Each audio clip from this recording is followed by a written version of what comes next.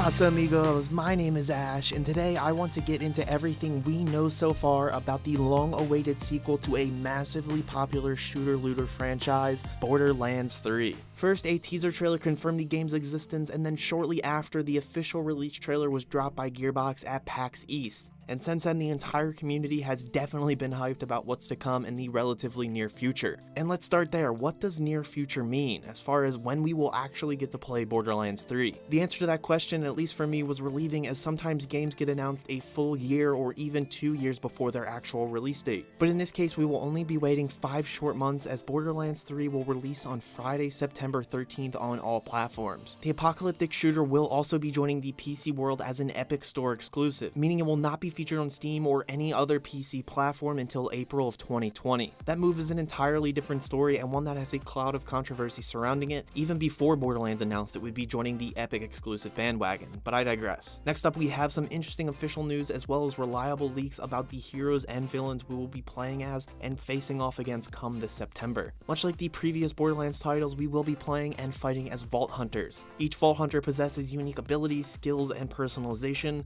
Within the world of Pandora, 4 different Vault Hunters will be playable come launch, each bringing with it their unique personality. Quickly running through each character, we start with Moze the Gunner. Moze partners with a massive mech named the Iron Bear. She really emphasizes team play, as her teammates may jump onto the mech and use the turret to the team's advantage. Next, we have the return of the irresistible Sirens with Amara the Siren. Amara will be melee based, featuring an ability that sprouts crazy ghost arms that help you beat the crap out of your enemies. Next up, we have Flak the Beastmaster, essentially the hunter class of Borderlands 3. Flak will have an arsenal of deadly pets that he battles with side by side. The last Vault Hunter that we have is Zane the Operative. Zane's main abilities feature a bullet-absorbing decoy as well as a drone that supports him and the team in a firefight. Enough of the good guys, let's take a look at the villains we will be looking to slaughter later this year. Outside of the usual beasts and barbarians that roam Pandora, the main antagonists of this Borderlands title is a twin tandem of evil psychos who look to drain the life from Pandora, all for their own personal gain. We don't know a ton about this duo outside of their crazy hair and them being opposite genders, but we do know that they lead an army of psychos and a whole horde of insanely dangerous monsters found throughout the world of Pandora. Moving on to another important question, where will Borderlands 3 take place? And this answer is Pandora, you dum-dum. I've only said it about 10 times so far. But all joking aside, it has been confirmed that we will be able to explore the landscapes outside of Pandora, with the trailer showing off a wide variety of environments, from the classic desert wasteland to dense skyscraping cities. Let's jump to my favorite piece of information that we currently know. The crazy cool RNG loot system is back, and Gearbox made sure that we knew it. They directly told us it would be back in the brilliant reveal trailer, touting the over 1 billion unique guns that can be found in and around the world of Borderlands. This has and always will be a key feature and mechanic within Borderlands. It creates a genius loot system and has you constantly searching for a superior gun stat-wise, as well as one that fits your personal preferences. You'll also be testing a shit ton of weapons, as the guns won't actually tell you what they do, rather they will show you.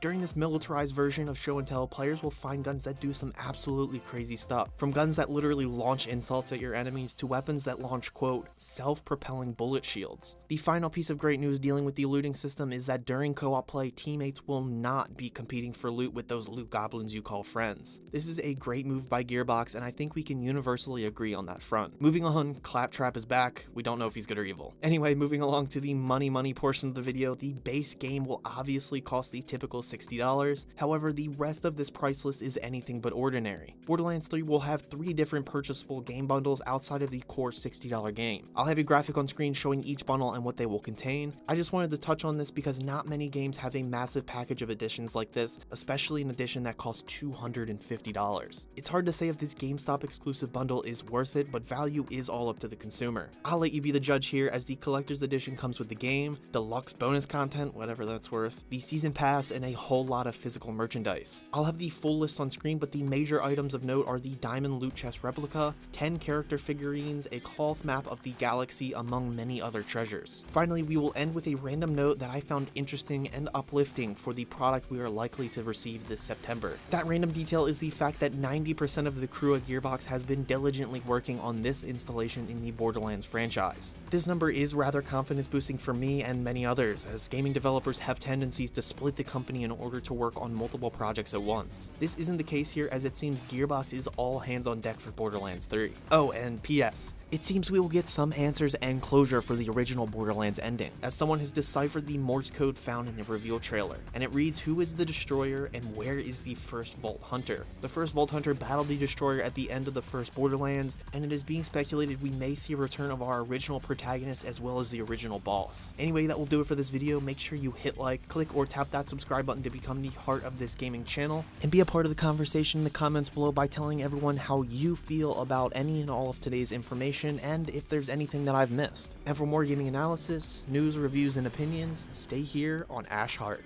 And as always, thanks for watching.